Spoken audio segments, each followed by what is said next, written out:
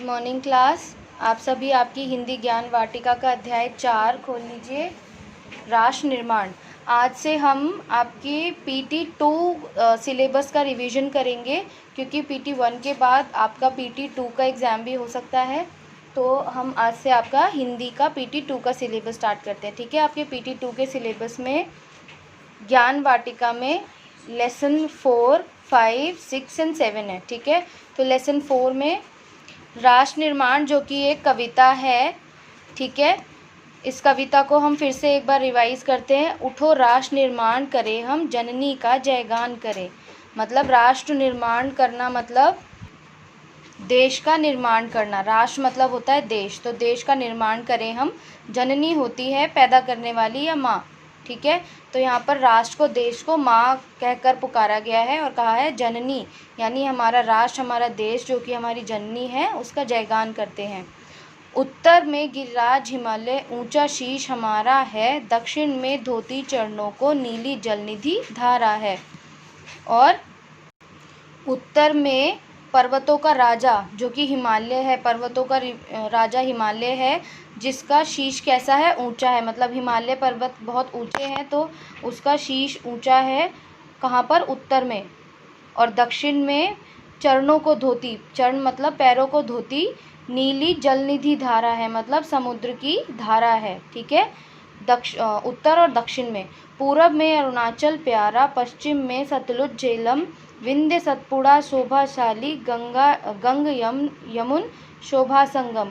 और पूरब में क्या है? अरुणाचल है प्यारा, और पश्चिम में सतलुज झेलम है। विंध्य सतपुड़ा है जो कि बहुत शोभाशाली है, अर्थात बहुत सुंदर है। विंध्य और सतपुड़ा बहुत सुंदर है। और गंग और यमुन, मतलब ये गंगा और यमुना नदी के बारे में कहा है, उसका संगम है। मतलब गंगा और यमुना नदी जहाँ वहाँ आकर मिलती है, संगम वो नदियाँ जहाँ आकर मिलती है। ठीक है, राम कृष्ण और बुद्ध सरीखे अवतारों का देश यही, यह अशोक अकबर की धरती, यह राणा की पुण्यमही। और राम और कृष्ण और बुद्ध जैसे, सरीखे मतलब उनके जैसे अवतारों के, और राम कृष्ण और बुद्ध जैसे अवतार इस देश में हुए हैं। और अशोक अकबर भी इसी देश में उन्होंने शासन किया है। और यह राणा की पुण्यमही, मतलब राणा की पुण्यमही धरती, पुण्य धरती है। ठीक है, भाषा भिन्न भिन्न पहनावे, फैले धर्म यहाँ कितने, 100 भेद हैं, भेद विविधताएं हैं, फिर भी हम सब एक बने। मतलब भारत में अलग अलग तरीके के पहनावे हैं।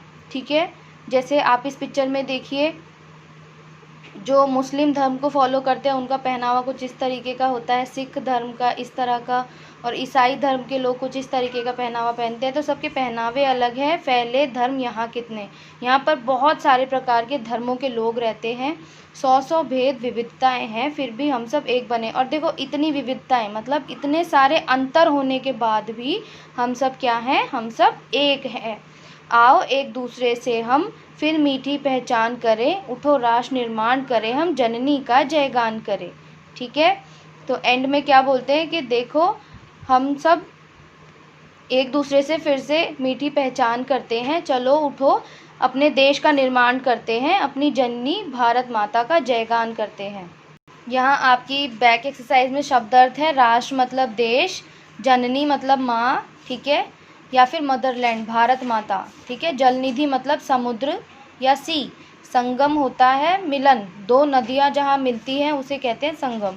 पुण्य मतलब पवित्र, निर्माण करना मतलब बनाना। ठीक है, गिरिराज का अर्थ होता है पर्वतों का राजा। गिरिराज कौन है? हिमालय। शोभाशाली मतलब सुंदर। सरीखे मतलब जैसे। मही अर्थात धरती। यहाँ पर कुछ आपको मौखिक प्रश्न भी दिए हुए हैं। इस कविता में कवि किसे उठने के लिए कह रहा है? इस कविता में कवि किसे उठने के लिए कह रहा है? सभी देशवासियों को उठने के लिए कह रहा है। तो कवि अपने देशवासियों से राष्ट्र निर्माण करने के लिए आग्रह कर रहे हैं। ठीक है, उत्तर में क्या स्थित है? हमारे उत्तर में हिमालय, ठीक है, जो कि पर्वतों का राजा है, वो स्थित है। हमने अभी कविता में पढ़ा। उत्तर में गिरिराज हिमालय, ऊंचा शीश हमारा है। उत्तर में क्या है? गिरिराज यानी पर्वतों का राजा हिमालय। हमारे देश में कौन कौन से महापुरुषों ने जन्म लिया है? हमारे देश में भगवान राम, कृष्ण, बुद्ध जैसे जो अवतार रहे हैं, और यहाँ पर अशोक और अकबर जैसे महान शासक भी रहे हैं।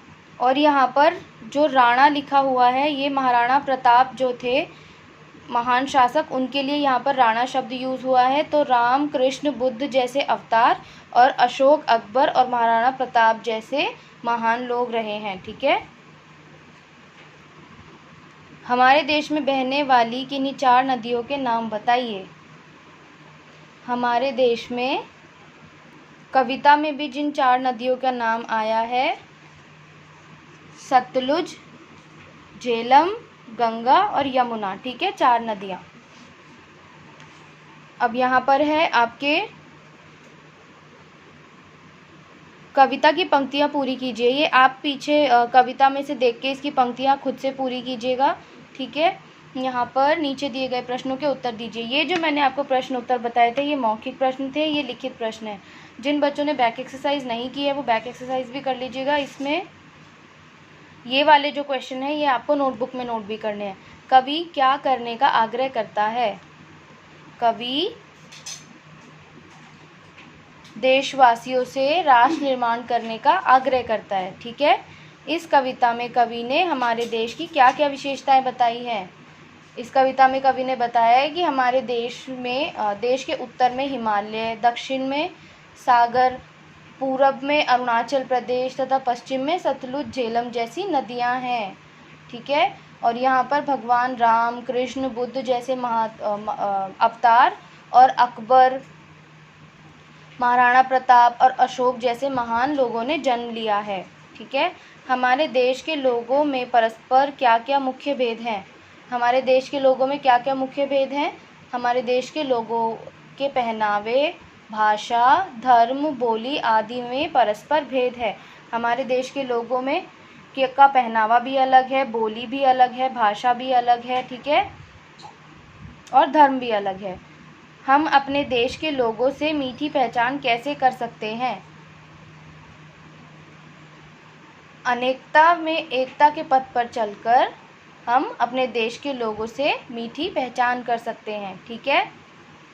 यहाँ भाषा ज्ञान के कुछ प्रश्न दिए हुए हैं। यहाँ पर आपको विलोम शब्दों के जोड़े बनाने हैं। जैसे पूरब का विलोम पश्चिम बनाया हुआ है, देश का विदेश, धरती, आकाश, धर्म, अधर्म। ऐसे ही उत्तर का दक्षिण, निर्माण का ध्वंस, मीठी, खट्टी, भेद, अभेद, ये इनके विलोम है। ठीक है। दिए गए चिन्हों वाले 3-3 शब्द लिखिए। यहाँ पर इन चिन्हों का यूज़ करके 3-3 शब्द लिखने हैं। जैसे पहले र को यूज़ करके आपको लिखने हैं शब्द। जैसे यहाँ पर लिखा हुआ है राम, तो र से आप लिख सकते हैं रात। ठीक है, रथ या फिर राजा। फिर एक र हम इस प्रकार से भी लिखते हैं। र को अलग अलग प्रकार से लिखा जाता है। एक र हम इस प्रकार से लिखते हैं। ठीक है, ऊपर से जो इस तरह की लाइन आती है। तो इसके लिए यहाँ पर जैसे धर्म में देखिए म के ऊपर र को किस तरह से लिखा हुआ है। तो धर्म के साथ साथ 3 शब्द क्या हुए? कर्म, शर्म, चर्म। आप ये भी लिख सकते हैं। ठीक है। अगला देखिए, र को हम इस प्रकार से भी लिखते हैं। राष्ट्र में देखिए ट के नीचे र किस प्रकार से लिखा है। ये ऐसे ही र को यूज़ करके आपको 3 शब्द और बनाने। इसके लिए आप ट्रक, ड्रम या फिर ट्रेन भी लिख सकते हैं। ठीक है। एक र हम इस प्रकार से लिखते हैं, जैसे प के नीचे र। ठीक है, ये प है, प के साथ र इस प्रकार से लिखा है। ठीक है। तो ये हुआ प्रणाम, उदाहरण दिया हुआ है। इसके लिए आप यहाँ पर शब्द लिख सकते हैं प्रमाण, प्रेम और प्राप्त। यहाँ आपके कुछ समानार्थक शब्द लिखिए। यहाँ पर कुछ शब्द दिए हुए हैं, आपको उनके समान अर्थ देने वाले शब्द लिखने हैं। जैसे राष्ट्र को देश भी कहते हैं। जननी अर्थात माँ, पुण्य मतलब पवित्र, मही अर्थात धरती, जलनिधि समुद्र और संगम यानी मिलन। ठीक है, तो यहाँ हमने ये चैप्टर पूरा विद बैक एक्सरसाइज रिवाइज किया है। आपको ये चैप्टर अच्छे से लर्न करना है।